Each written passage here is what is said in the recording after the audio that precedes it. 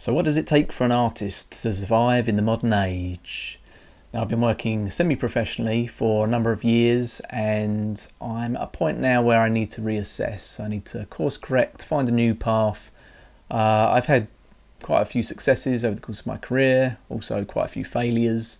I guess you could say it's never been 100% perfect, otherwise I wouldn't need to course correct, and I would probably be in a state where everything's kind of working out and I'm not having to even consider this kind of stuff. So I'm hoping that just sharing some of the insights and sort of reassessing, looking over my past history is going to sort of help anyone sort of starting out figure out that, you know, it's not all plain sailing, and you might want to try some of these things, you might not.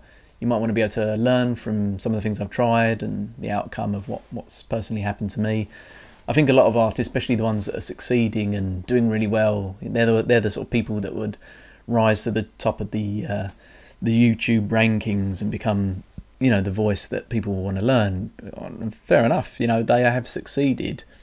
The trouble is, everyone is going to have their own path.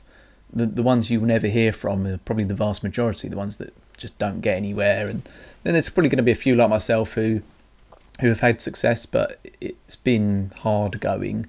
I think sometimes it's good to just add that voice to a bit to sort of balance the scales a little bit, because it's not as easy as the top tier pros would have you believe. And you know, the ones that are, I guess, worth listening to will probably admit that, and so that's all good and well. But certainly, I don't think being an artist for most people is going to be an easy path.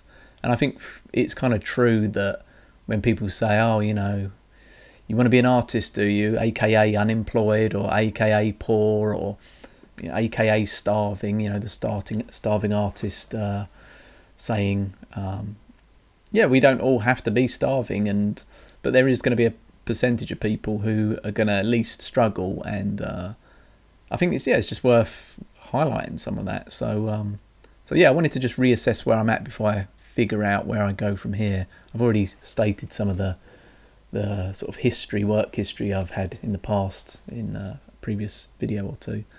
And in this video, I think I'm just going to break it down a little bit more. I've made a few notes I'm just going to read off, and yeah, just to sort of mark it as a point of kind of where I've at and what I've kind of done with myself. So, as I think I've mentioned before, I'm going to try and, well, I've broken this down into kind of, you know, I've tried to condense it to sort of years equivalent of working full time. It's been quite a hard task to sort of work out a full-time equivalent of working a job when you sort of do it bit by bit. You do it freelance, you do it when the work's there, when it's not you do other things. So I've tried to work out roughly the full-time equivalent of certain jobs I've had, but it's different. And I think this is the thing. Like, I could say, so I will say, I've probably had about 4.5 years of experience working as a graphic designer and a website designer. I mean, that's 4.5 years equivalent full time, but it's been over the course of maybe 20 years, and it's a different learning experience. I think it's like people that do like a crash course, you know, learning. You can tend to cram and get a lot done in a shorter space of time if you're just concentrating on that one thing. So even though I've done bits over the course of 4.5 years, perhaps I could have learned quicker or got better or had more success if it was literally just 4.5 years full time, no breaks, no trying other things, no. So yeah, it's different. Everyone's going to be different here, but yeah, that was just something that I did, and that was a mix of sort of working in house, a couple of different companies. There was an IT company I worked for, a fitness company, a kitchen company. Did some freelance work for people that have contacted me through my website, sort of smallish clients mostly, as well as just, I kind of include personal time to work on some of the web projects, like my personal portfolio, stuff like that, because it was a lot of graphic design, web design. Even though I wasn't particularly getting paid for those jobs, it's time spent working. So the the amount doesn't really matter. It's just I'm just going by the year at the moment. So I probably also spent about 4 years full time working as a tattoo artist. So I actually worked as a tattoo artist for about 11 years, but it was part time. You know, there were some times when I'd go 2-3 months without working, and then other times where I'd just do a couple of tattoo sessions a month. Over that time, I probably clocked up maybe 500 or 600 tattoo sessions. And that all started with us trying to seek an apprenticeship, going to about 50 local tattoo shops. And after doing the 50 local tattoo shops, I didn't get an apprenticeship. I got about a month's worth of work experience in one shop, just behind the counter, before deciding just to teach myself, because it was never going to happen. I had this idea that I would be a tattoo artist, and that was the career path that I wanted to follow, and no one was gonna help me. And maybe it's just bad timing. Maybe it's because I didn't know anyone who was a tattoo artist. I don't really come from that scene, I guess. And this was going back, so maybe like 12 years or so, when I first had the idea of wanting to get into tattoos. The tattoo industry now is a lot bigger than it was 12 years ago, and I mean, now pretty much anyone who likes art could potentially become a tattoo artist, whereas there was definitely a sort of type of person who would have been a tattoo artist sort of 10, 20, 30, 40 years prior to that. There was a whole scene around tattooing, and there still is, but it's a lot more open and accepted for people who aren't in that scene, I guess, now. So anyway, I've given up the tattooing, but that was one thing that I did experiment with. I say experiment with, I mean I did it as a job, and I got pretty good at it, but yeah, for various reasons quit. So I probably spent about 3 years full time working as a freelancer to produce books, mostly how to draw books. I mean, maybe, I'm trying to think, maybe it was a bit more than that, because I did also work on a colouring book, but yeah, let's just say 3 years. So I mean, that was a successful gig. Sold a lot of books. They got translated into several languages, sold globally, and the first books I did had a ton of success. It was kind of being at the right place at the right time, and the books just really sold well. The books I did subsequently were of a far higher quality, but didn't sell nearly as well.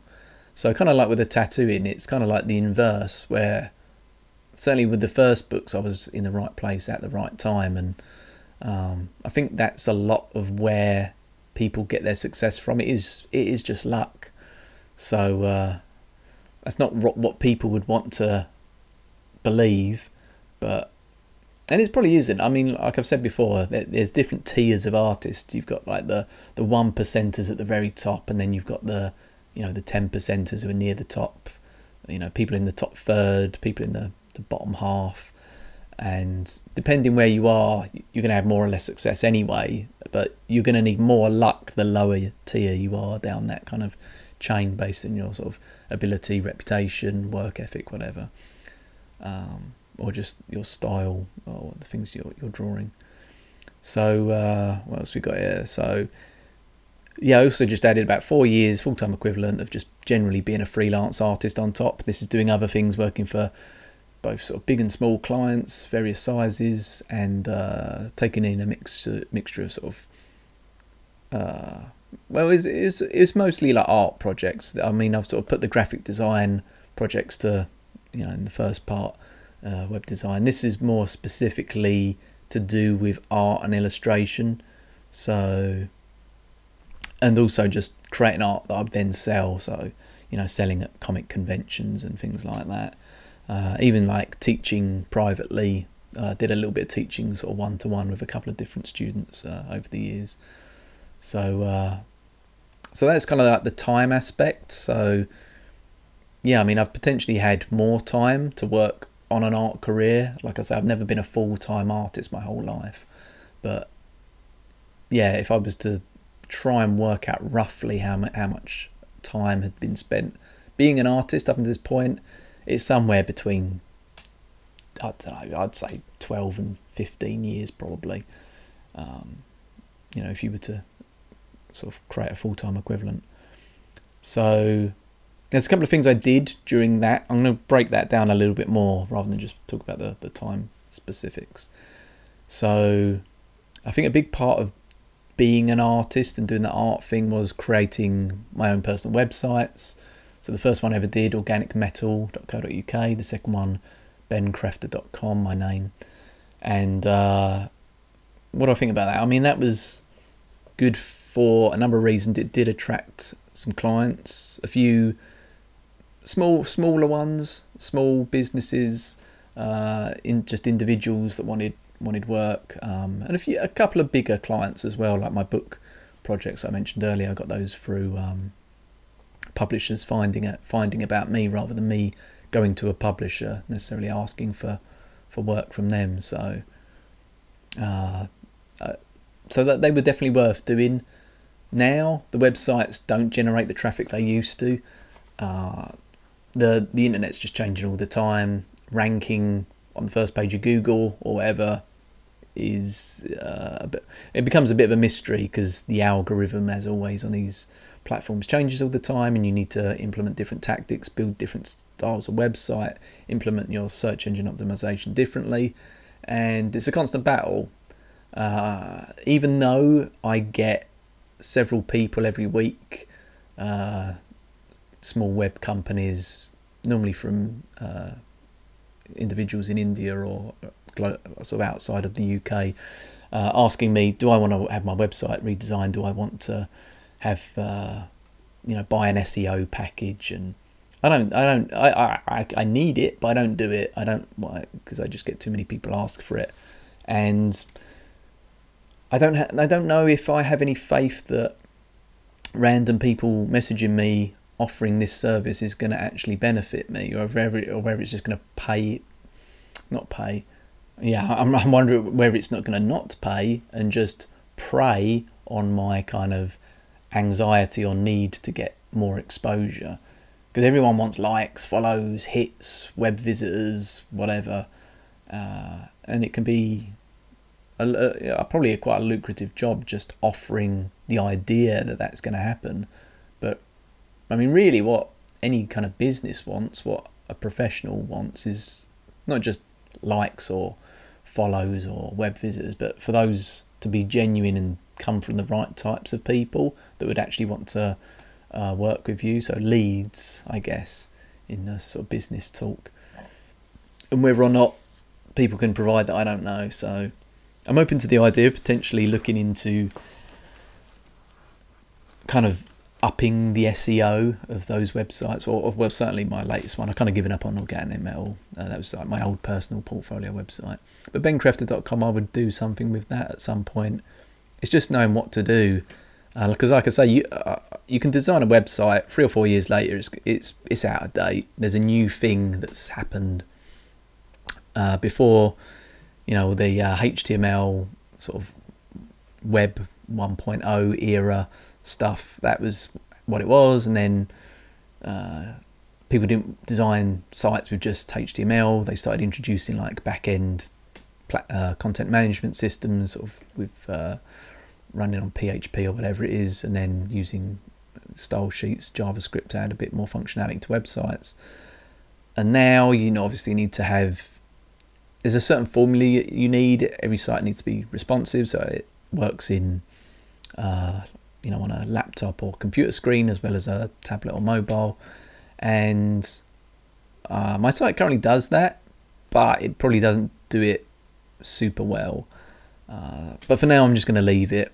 It's one of these things where, like I say, I used to work as a web designer, but this was years ago, and the web's changed to a point where I'd imagine 50% or more of the web skills I accrued over that 4.5 years that I mentioned before are redundant.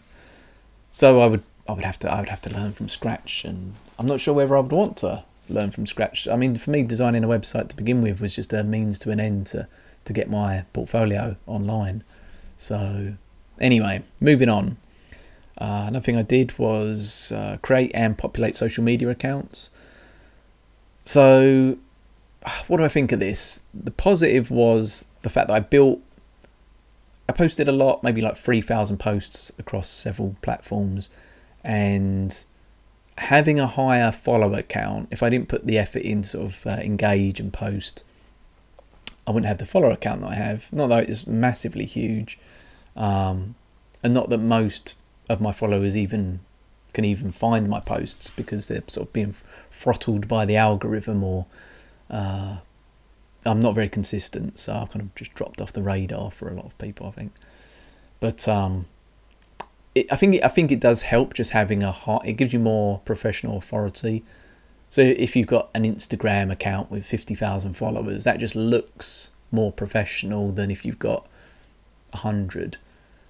And it doesn't matter where you get those from. So you could use bots or pay some other social media company to organically or semi-organically boost your follow numbers or however they do it, and that would probably be worth doing if it didn't cost too much. Like, I think if you're a professional wanting work, maybe it's not such a bad thing to pay. I mean, for me, I don't know, how much would I pay? Maybe like £500 as a starting fee to win 50,000 followers on a social media platform. I mean, it depends what platform, but just so that it looks good. Not that you care, not that so you can go around bragging, look at my followers, but just as a sort of way to come across as more professional. When I'm sure this is a really controversial take, and people would say, no, you shouldn't do that. You should build your followers organically. If you're good enough, you'll get the followers, blah, blah, blah. I know though, I think there are these little things in life where you could try and just build it all organically yourself, and that probably is the best way to do things. But there's shortcuts as well. And I'm not advocating just lying but if you're already good and you kind of feel like, well, I'm worthy of at least getting some work, but the site is such that you'd have to put in a lot of energy to maybe create a lot of reels and video content, because that seems to be the way forward at the minute. If you just got a really good portfolio and you just want to put pictures up, you're probably not going to make a lot of followers on sites like social media platforms like Instagram. So even though your stuff might be amazing, it just isn't going to work. So yeah, controversial take there, but I mean, it's something you could do. And I'm just saying this because when I think about having followers and kind of like the kind of, yeah, I'm coming more from the perspective of what it signifies to other people, just as it is. Forget the morality or the ethics in sort of semi-artificially boosting your followers. Like if you were to pay a social media company, which all the big businesses do anyway, to manage their account, you could, it's easy to argue, oh yeah, but you didn't grow that organically. But I know, or Amazon and Google do it, playing by the book. No, they spend billions and billions of dollars in advertising. So or just funds to advertise their businesses. So yeah, social media accounts. I think it was good from a sort of a shallow kind of reputational perspective. It gives you a bit of a boost in the eyes of people. But at the end of the day, like, no one's going to hire you if your work's crap. So you can have 2 billion followers, but if your work's crap, no one's going to hire you. It is literally just, I guess it would be for people that, well, I know I'm good. I've been, I guess in my case, I could say, I know I'm not the greatest of all time by any means, but I've got a product or I've got services that I think are worth paying for, and yeah, I just want to highlight that point. But so far as the actual time spent doing it, I mean, it's only ever resulted in a couple of small commissions and maybe a couple of print sales. So overall, I think I think doing it generally was a bit of a waste of time, just from the perspective of like, what did it get you? I mean, it could just be because I always just used it as, oh, I've got something that I want to post or I want to say, so I'm just going to do it. I never looked at it strategically. Like, I never looked at what's trending and tried to capitalize on that. And again, that's a game that you have to play, which, you know, I guess you could argue is kind of trying to tilt the scales in your favor. You know, you're doing these little videos to catch people, but it's clickbait at the end of the day. And I guess that's just how the world is, so nothing wrong with it. It's just that's not how I've used it. So maybe that's why the follower count didn't grow quite as high, or the engagement wasn't quite so good there, or didn't result in much. I mean, it could also just be that my work is just shit. So there's that possibility. So other little things I did. I tried crowdsourcing sites like Upwork and Fiverr. Before that, though, the only kind of player in town was a website called freelancer.com. So I completed a few small jobs through there and entered a few design competitions, logo design competitions, and I don't think I ever won. I think I won one competition, and the others were just entered in hopes that it might pay. And then, yeah, like I say, I completed a few small jobs. The trouble with these websites is they're their own little thing. Unlike my own personal website, where I can just put whatever I want on it, advertise myself in any way that I want.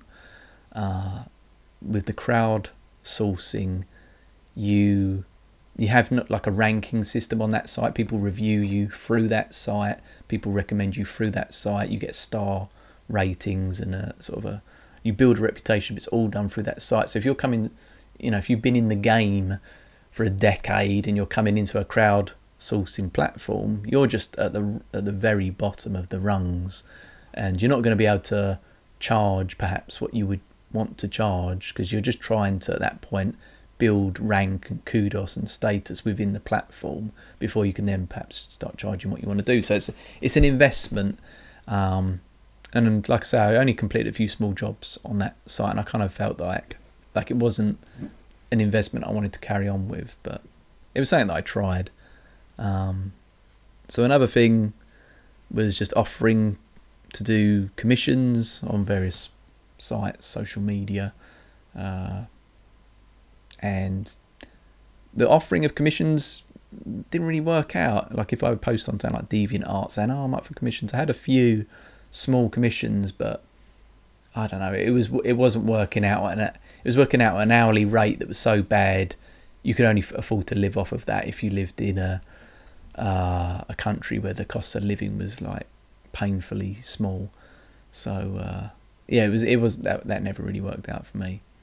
So then I tried some advertising. I tried what did I do? Did a bit of Facebook ads. That resulted in nothing. Then I did a slightly bigger ad campaign on Google Ads. That resulted in nothing. Then I did a bigger ad campaign with Amazon ads, and basically I feel like I'm sort of breaking even if I do Amazon. Etsy as well, tried a few little ad campaigns there, struggled to break even. So that's the thing, you can advertise on things, but it doesn't necessarily mean it's definitely going to equate to things. And adverts and ad campaigns is a thing in of itself. I mean, there are companies specifically devoted to organising a Google ad campaign, and knowing how to do it is a bit of an art. So it's a whole skill in of itself. And I only really dabbled. I didn't, you know, I kind of sort of felt like I sort of knew the basics of what I was doing, but I never went on a course to learn it, and I never really knew it in depth. So it basically taught me that, yeah, if you want to run ads, you need to really understand how to run ads. And yeah, that's, like I say, something that I didn't quite get. So then I did some basically like some sort of cold calling emails, cold emailing, I suppose. So I tried getting my artwork in like online and offline art shops, art galleries. Probably tried about 20 of those without response. Contacted about a dozen local comic book shops to see if they would stock my how to draw books, or book at the time. Didn't get a response. Contacted about 16 illustration agencies. Didn't get a response. So yeah, didn't really, the cold calling for me didn't work. Tried applying for art related jobs, some art university jobs, art companies, game companies, maybe about 40 of those. I think I had 1 or 2 interviews, and the only one that I can really remember was one in a school teaching art stuff. I think it was mostly game art to sort of 16, 17-year-olds. And I think both the interviewers and I felt it wasn't actually going to be worth my time doing it. From what they said, they tried to put me off, I think, and they did. They succeeded. Teaching is one of those things. Like I say, I've done it on a one-to-one basis, and I'm okay in small one-to-one groups. Controlling a class, I don't think I really had the personality for it, but who knows?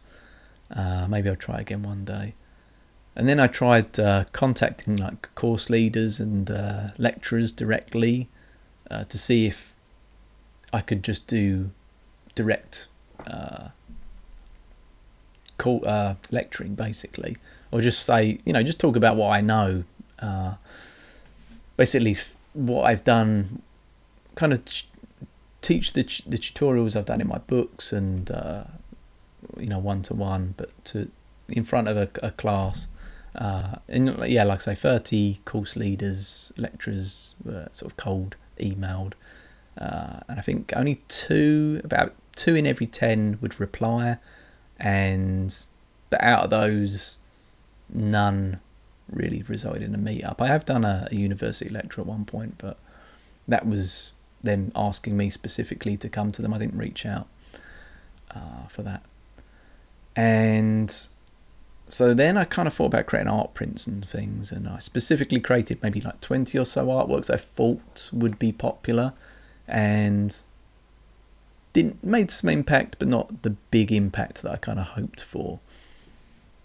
Tried a new style. I was doing these mandala type artworks at one point, so I created about a dozen of these mandala pieces, which are completely different. Again, it didn't really go anywhere. Just sold a couple of prints in that style, but I guess when you're not known for a style, it's hard to get people to sort of come on board, and you again have to sort of start from scratch as soon as the style is completely new, unless maybe it was a style that everyone kind of wants. And yeah, so where did I go from here? Did the comic cons, created the how to draw books, did the tattoos, did some print on demand store royalty licenses. So sites like Zazzle, Designed by Humans, Society 6, Cafe Press, Displate, Spreadshirt, Teespring, TeePublic, Sunfrog, Fine Art America, InPrint, Graphic River, probably some others. Basically the idea, you got your artwork, you go to these websites, you apply that artwork to their products, and every time they sell their products through their website, you get a small royalty. But the royalty is very small. It's like a couple of pounds or a couple of dollars, maybe not even that per sale.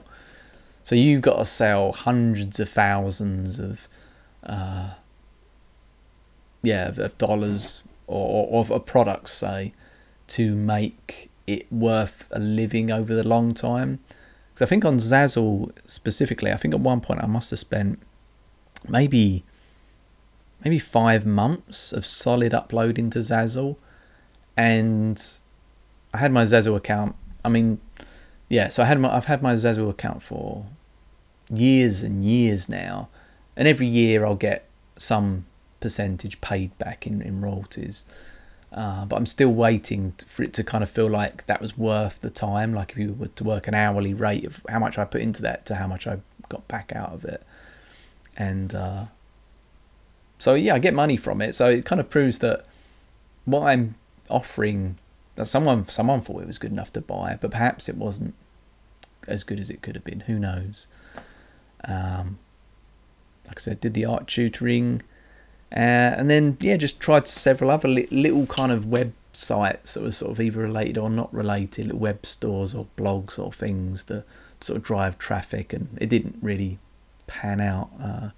So I guess what I'm trying to say is there's lots of, like, I would try a thing and then feel like it's not working, then try something else, then feel like that's not working, then try something else, or maybe come back to something else. And I didn't just go straight into the one thing and nail it off the bat, which would have been nice, I guess. Equally, I think when you look at like business entrepreneurs, I don't think most businesses succeed first time. I think at one point I read a statistic like only 1 in every 20 business ideas ends up not failing. I don't know how true that is. There's different statistics that go around for that kind of thing, but I think the idea is you start something, fail it, start something, fail it, start something, fail it. Every time you fail, as long as you're learning from it, you kind of incrementally can then start getting better and better and kind of getting closer towards where you want to get. So I'm hoping that's kind of where I'm at now. You know, I've had tried all these different things, and where's it going to get me? And hopefully it's kind of like there's enough experience there that's sort of built up to then allow me to sort of move forward in a more educated direction, or kind of at least having learnt from some of the sort of mistakes I've made. But perhaps not. Perhaps now, sort of trying to be an artist in the modern age, when sort of competing with the whole of the internet, you know, every day more and more of the internet sort of comes online, which is great. You know, more and more people get access to the internet. But if you're trying to work in a field that's quite in high demand, and you're now competing with more and more people, it just makes it quite hard to succeed, I guess. So you really got to up your game, and which is good. You know, it's good that there's competition, because it really does force people to get good at something.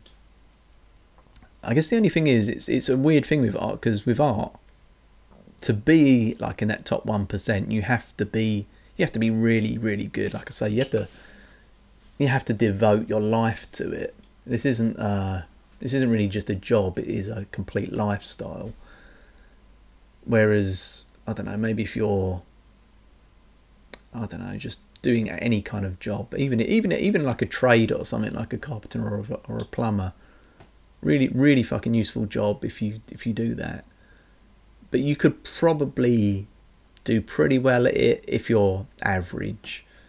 You know, if you're sometimes late, you sometimes let the clients down, sometimes the work isn't perfect, sometimes you make mistakes. You can get away with all of that and still have a job doing that. Not so much with art. You've got to be really at the top of the game. If you at the top of your game, because I think if you're having a bad off day, and it happens to all of us, and you make a few mistakes, the artwork just isn't going to be accepted. You're going to have to go back, do it again, and you can't just walk away from the client knowing that there's thousands of other people that are going to want your services. So okay, I had a bad one this time, but there's always plenty more fish in the sea. I mean, a few bad projects in the art and design space, sometimes that can just ruin a career if reputation goes around. So yeah, it's a tricky job to get into, and it really is kind of figuring out, even despite having this experience, where do I go from there? Like I say, it could just be, I mean, I absolutely hate to admit it, but I think, I'm realizing that I'm good, but just good enough to realize I'm not really good. And like I said, it's one of those things where I'm just giving my honest opinion, kind of realizing where I am, and kind of thinking, okay, I'm a fairly competent-ish artist and I can do fairly good work, but it's not quite top tier, and I think that's why I've struggled. I think the people that are at that top end aren't going to have maybe the same issues as I've had. Maybe they're going to have a lot more success trying the same amount of things I did. I mean, maybe if you were like a top 1% or 10% and you tried all the endeavours that I've kind of listed out, maybe you would be killing it right now. But then maybe you wouldn't have even tried this amount of stuff, because maybe the first 1 or 2 things you tried would have taken off and you would have had success with. Who knows? All I can do is talk from my perspective, and like I say, I'm trying to just balance it out and show that sometimes you can do the right things. You know, if you look online, you know, top 10 ways artists can make money online, or top 10, you know, ways to earn at, you know, offline events, whatever. There's a lot of advice out there, but you still have to go out and do it, and that's quite tough. That's the interesting thing with being an artist. You can't just do the job of being an artist. You also need to do the job of running a business, or I mean, I suppose you could just be an artist if you don't mind being employed. You know, and I've tried to go down the employment route and have actually done it on some occasions, but overall I much prefer being a freelancer for various reasons, and it sort of works around my life, my lifestyle and stuff. So yeah, that's where I'm at. And next it's trying to figure out where to go from here, I guess. I think I'm still going to be trying to break down, like, you know, what I had and how I maybe can adapt that and tweak it. Because this is the thing, like, do I try another thing? You know, I've tried so many different things to sort of make things work, but do I really maybe just need to like pick a thing and just really hone in on that thing and incrementally make things a little bit better? So maybe from now on I'm going to start thinking about what I'm going to do each week to try and improve my prospects, I suppose, so far as improving what I do, improving the product I put out, and also improving the chances of actually being able to pay the bills from producing that project or that product. So yeah, anyway, I'll leave it there. We'll see how it goes, and I'll say more in the next video.